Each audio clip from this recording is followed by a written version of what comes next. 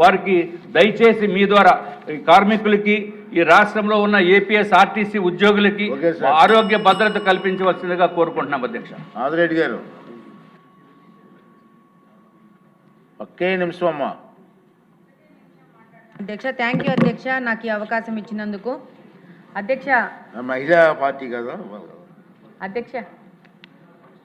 అధ్యక్ష రాష్ట్రంలో ఏపీఎస్ ఆర్టీసీలో పనిచేసి 2014 కంటే ముందు రిటైర్ అయిన దాదాపు 6,000 మంది ఆర్టీసీ సిబ్బంది ఈపీఎఫ్ హయ్యర్ పెన్షన్కు ఆప్షన్ ఇచ్చుకునే అవకాశం లేక వాళ్ళందరూ వృద్ధాప్య పెన్షన్ కంటే తక్కువ అంటే కేవలము 1000 నుంచి 2,000 రూపాయలు పెన్షన్ తీసుకుంటూ 70-80 సంవత్సరాల నుండి చాలా దయనీయమైన స్థితిలో ఉన్నారు అధ్యక్ష. వీళ్ళు ఎక్కువ మంది ఏ విధమైన ఆర్థిక కూడా మంచి పొజిషన్లో లేకుండా ఇబ్బంది పడుతున్నారు అధ్యక్ష. ఈరోజు వీళ్ళకి ప్రభుత్వం ఇచ్చే సంక్షేమ పథకాలు కూడా అర్హులు కాకుండా పోయారు అధ్యక్ష. ఈ యొక్క పెన్షన్ తీసుకోవడం వల్ల 2,000 నుంచి 1,000 రూపాయల నుంచి 2,000 రూపాయలు అధ్యక్ష. ఈ విషయమై మన గౌరవ ముఖ్యమంత్రి గారు ఆర్టీసీ రిటైర్డ్ ఉద్యోగులకు గౌరవమైన కనీస వేతన వృత్తి కల్పిస్తారని కోరుకుంటున్నాను అధ్యక్ష. అలాగనే అధ్యక్ష 6,000 మందే ఉన్నారు అధ్యక్ష, 6,000 రూపాయలు అడుగుతున్నారు అధ్యక్ష. ఒక వికలాంగుల పెన్షన్కి ఇచ్చే పెన్షన్ పైనే వాళ్ళు ఈ యొక్క పెన్షన్ అడుగుతున్నారు అధ్యక్ష.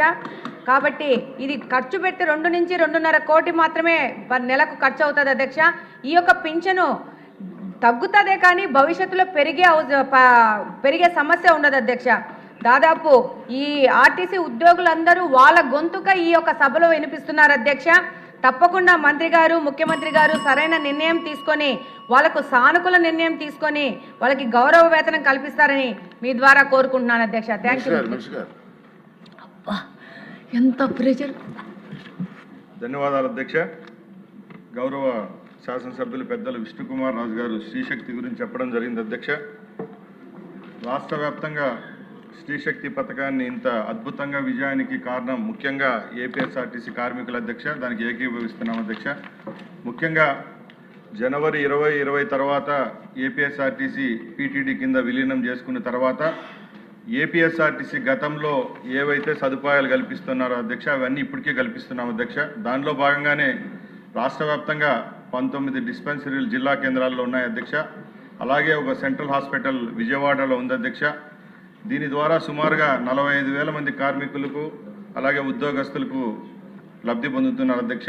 అలాగే ఆర్టీసీ ఉద్యోగ కుటుంబాలు కూడా కన్సల్టేషన్ మరి వారికి సంబంధించిన మందులకు కూడా ఈ యొక్క స్కీమ్ ద్వారా వాళ్ళకి అందుతున్నాయి అధ్యక్ష. అలాగే ఏదైతే ఈహెచ్ఎస్ స్కీమ్లో ఈ ప్రభుత్వంలో విలీనం తర్వాత ఏపీఎస్ఆర్టీసీకి దక్కిందో దానిలో భాగంగా గతంలో లాగా కాకుండా ఇంకా మెరుగైన వైద్య సదుపాయాలు కల్పించేదానికి కూడా అవకాశం ఉంది అధ్యక్ష. దీని ద్వారా 1900 హాస్పిటల్స్లో ఈ పథకాన్ని ఎవరైతే వీళ్ళు 45,000 మంది ఉద్యోగస్తులు ఉన్నారో వాళ్ళందరికీ అందుతున్నాయి అధ్యక్ష.